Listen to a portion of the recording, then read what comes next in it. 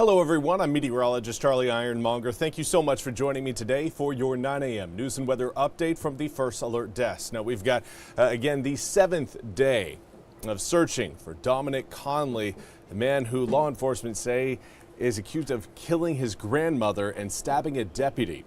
Craven County deputies say they received a report of Dominic Connelly crossing Highway 17 North near Highway 102 from Chandler Road in Beaufort County.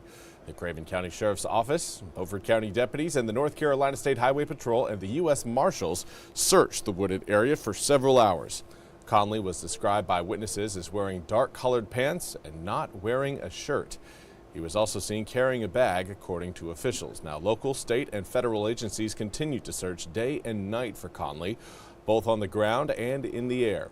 Connelly is wanted for killing his grandmother, Patricia Lobato, at her home outside Havelock this last Saturday, 2 Saturdays ago. Now, Connelly has been on the run since last Wednesday after stabbing a deputy who confronted him at a fast food restaurant. The sheriff's office urges anyone who sees Connelly not to approach him and call 911 immediately. The U.S. Marshals and Craven County Crime Stoppers are offering a reward for information leading to Connelly's arrest.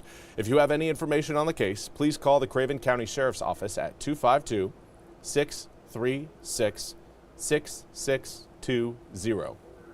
Or you can reach out to Craven County Communications at 252-633-2357.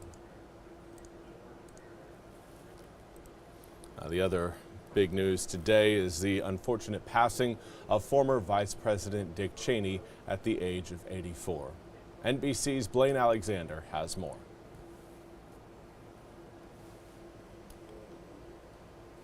Butt of jokes, Dick Cheney was a force. In 2000, the closest presidential election ever sent him to the White House. So help me God. Cheney was there alone on September 11, 2001. He ordered the administration's first response to the deadliest attack on U.S. soil. Cheney knew the Situation Room. He had been Gerald Ford's chief of staff 3 decades earlier, then a Wyoming congressman for 6 terms, the House GOP whip, leaving to be defense secretary for George H.W. Bush. Should Saddam Hussein be foolish enough to launch an attack against Saudi Arabia? Cheney confronting Iraq's dictator for the first time. After 9/11, Vice President Cheney led the push for an invasion to depose Saddam Hussein. But no weapons of mass destruction were found. Iraq descended into civil war. U.S. troops became targets. Bring the troops home! Many Americans came to see the Iraq war as a mistake, but Dick Cheney never did. Saddam Hussein wakes up every day in a jail cell. His sons are dead. And Iraqis by the millions have embraced democracy. An avid hunter, Cheney in 2006 accidentally wounded a friend with birdshot. Cheney had faced decades of heart problems, in a wheelchair for the 2009 inauguration. I think Barack Obama is a one-term president. A 5th heart attack in 2010. In 2012, Cheney got a heart transplant, but coronary disease did not weaken his hardline on al-Qaeda and enhanced interrogations that others called torture. They were legal, essential, justified, successful, and the right thing to do. This nation has defeated tyrants and liberated death camps. Dick Cheney, a self-confident and controversial leader who shaped America's war on terror. Blaine Alexander, NBC News, Washington. Thank you, Blaine, for that report. We now turn to your weather forecast, looking at beautiful sunny skies for today. It's been a little chilly as we head out the door earlier this morning, but now we're starting to again allow that sunshine to warm us up. Air temperatures getting into the mid-50s right now in New Bern. Right now a north-northwesterly wind blows in at around 8 miles an hour. Very comfortable day today, considering the time of year. Here we are, of course, November 4th, Election Day. Make sure if you haven't done so already, get out there and vote. Polls close tonight at 7:30.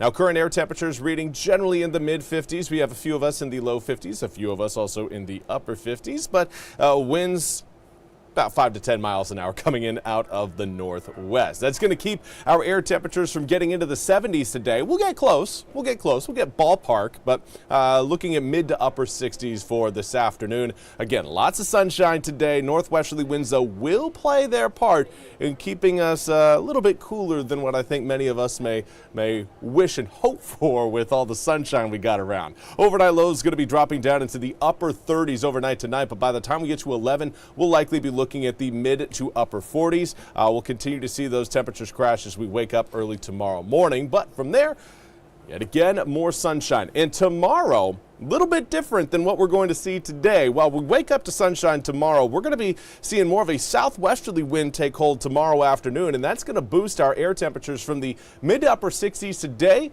back into the low 70s for tomorrow. So if you're itching for maybe a little bit more heat in your life, not to worry, we got you covered coming up for Wednesday. Let's zoom the picture out a little bit further and you can see what's on the way. We've got low pressure systems kind of in the corner of your screens, but what's affecting eastern North Carolina is that big old high pressure system. That's going to be, again, dominating our forecast here over the next several days, keeping us quite sunny and, at least tomorrow, a little bit warm. A little bit warm. Cold front will try to pass by to our north coming up on Thursday. May try to give us a stray drop or two. I'm not putting much stock into that. We'll have a better opportunity for rain coming in later on in the week, more so late Friday night into Saturday morning, about a 20% chance of rain, and then another chance coming in on Sunday. Neither of those chances are looking like any sort of severe weather type of a situation, but it does look like we could certainly pick up some raindrops across parts of eastern North Carolina. Well, that's all we have time for today's 9 a.m. news and weather update from the First Alert Desk. I want to thank you all so much for joining me today. We'll be back with more news and weather coming up at the top of the hour. Until then, have a fantastic rest of your Tuesday.